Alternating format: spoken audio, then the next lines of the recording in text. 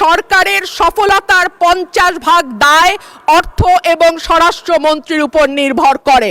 মাননীয় স্বরাষ্ট্রমন্ত্রীর আসনটি খালি, অর্থাৎ তিনি উপস্থিত নাই।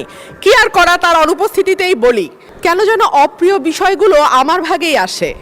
গতকাল টিআইবি একটি রিপোর্ট দিয়েছে, সেই রিপোর্টে বলা হচ্ছে সরকারের 100 দিনে 605টি খুন। আমি আশা করেছিলাম মাননীয় স্বরাষ্ট্রমন্ত্রী আজকে এখানে উপস্থিত থাকবেন, কিন্তু আমি সামনে তাকিয়ে দেখলাম মাননীয় স্বরাষ্ট্রমন্ত্রীর আসনটি খালি, অর্থাৎ তিনি উপস্থিত নাই। কি আর করা, তার অনুপস্থিতিতেই বলি সরকারের প্রথম 100 দিনে দেশে হত্যা, অপহরণ সহ বিভিন্ন অপরাধে উদ্বেগজনক হারে ঘটেছে বলে দাবি করছে ট্রান্সপারেন্সি ইন্টারন্যাশনাল বাংলাদেশ। এই সময় দেশে 605টি খুন, 196টি অপহরণের ঘটনা ঘটেছে বলে জানায় সংস্থাটি। প্রতিবেদনে দেয়া পরিসংখ্যানে দেখা যায় মার্চ ও এপ্রিল মাসে মোট 605টি খুন, 294টি ছিনতাই, 90টি ডাকাতি, 196টি অপহরণের ঘটনা ঘটেছে। একই সময় পুলিশের উপর হামলার ঘটনা ঘটেছে 129টি, চুরির ঘটনা 2214টি।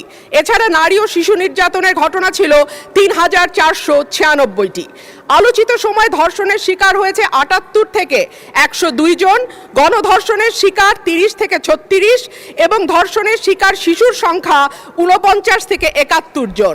মাননীয় স্পিকার, আমাদের এই পরিসংখ্যানটি স্পষ্ট করে দেয় বাংলাদেশে গত 3 মাসে আইন শৃঙ্খলা পরিস্থিতির অবস্থা কি।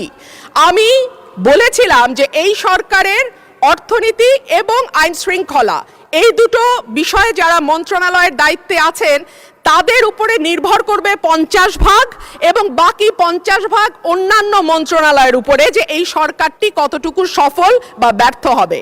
আজকে মাননীয় স্বরাষ্ট্রমন্ত্রী সংসদে উপস্থিত থাকলে আমার পক্ষে সহজ হতো আরো স্পষ্ট করে বলা যে এই সরকারের সফলতার 50% দায় অর্থ এবং স্বরাষ্ট্রমন্ত্রীর উপর নির্ভর করে।